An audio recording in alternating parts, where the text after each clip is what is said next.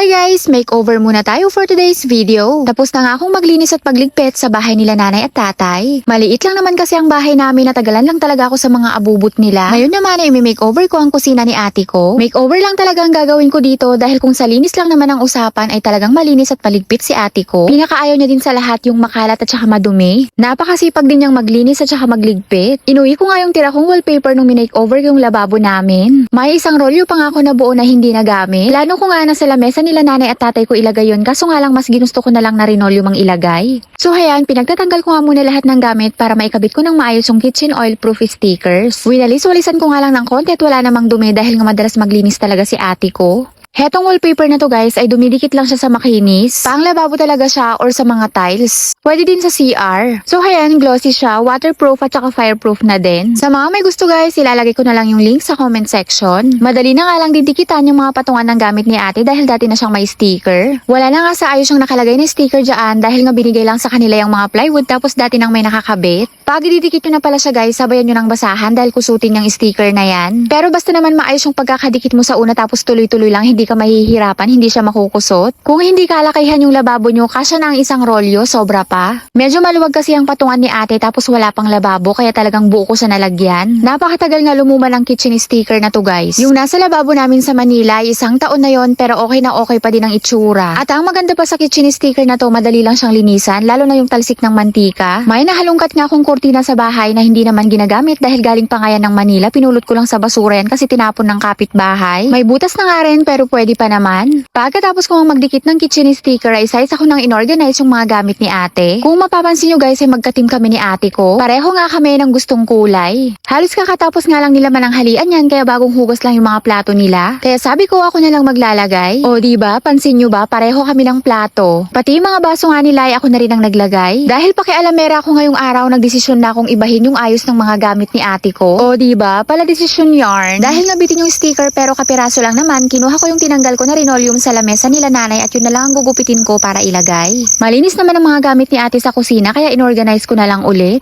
Hindi katulad sa bahay namin pag naglilinis ako ng lababo namin, halos hindi mo na mahawakan yung bote sa sobrang dulas, Diyos mio. Pero siya in fairness, ang lilinis ng mga lagay niya ng suka, toyo at saka mantika, hindi madulas. After 100 years natapos din, charis. Kahit simple lang ang lababo basta malinis at saka maligpit ay napakaganda na. Yun lang muna guys for today's video at sana nakarating ka hanggang dito sa dulo. At kung nagustuhan mo tong video na to ay pa-like and share naman, fa-follow na din. Yan na guys for today's video. At yan mat. Bye-bye!